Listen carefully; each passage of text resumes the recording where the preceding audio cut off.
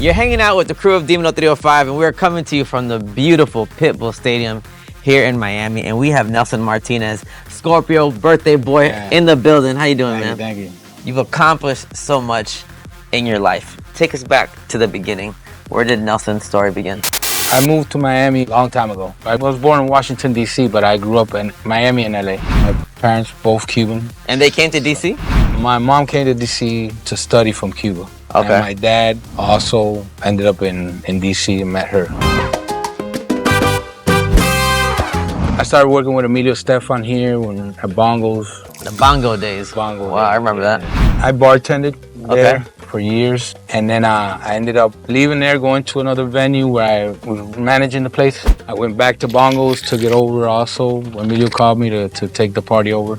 Back then I had like 7 parties going out a week. It was kind of hectic. But that's how I started. I got into business, and I saw like a little niche where nobody was doing Cuban music. I kind of took that lane that nobody was taking and started doing all the Cuban acts, which I'm still doing. How did you pull people for your first party? How did you even make that happen? Really, I knew everybody. Like, everybody would call me for tables, stop by, get a drink at the bar. I was sort of like a bartender / manager, I was running around taking care of people always. So it was an easy transition for me. What made you jump? What was that driving force? I was managing a place in Miami Lakes, Rendezvous on the Lakes. It was called. Rendezvous on the Lakes, okay. A friend of mine, he ended up spending like $400K within a span of about 3 months. So he ended up grabbing 4 nights from me. So it got really expensive really fast for him. And he said he just hung up the gloves. And then I just did like the quick math off the top of my head. And I said, man, you lost like 400 grand. It was tough. At that point, the club wasn't popping, nothing was happening. And I said, listen, we should just go out and just do our own party, see what happens, We know everybody. Went around all the clubs. I knew everybody, all the bartenders, all the managers, everything.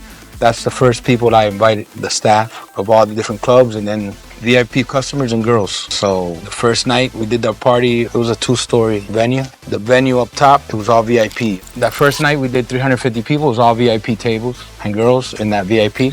The second week we did 750 people. The third week we did 2,000 people. It was just momentum. We were doing different music than everybody. I was playing Cuban reggaeton. I was doing a lot of electronic music, house music. Then a lot of people weren't playing that back then, man.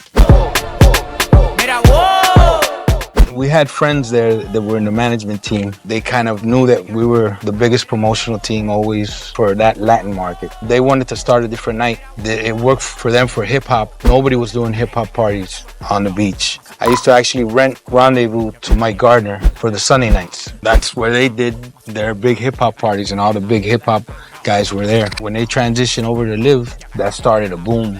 Like, hip hop music blew up. Every other club was watching Live. Same thing happened with us with the reggaeton.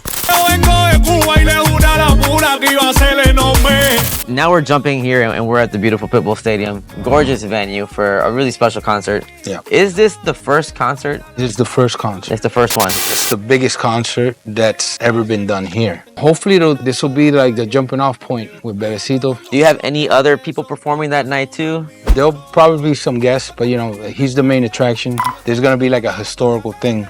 So we're gonna party a little bit. December 28th. December 28th, right here at Pitbull Stadium, FIU. We're gonna have a good time, man. Really good time. Thank you so much, bro. Thanks for coming. Our pleasure.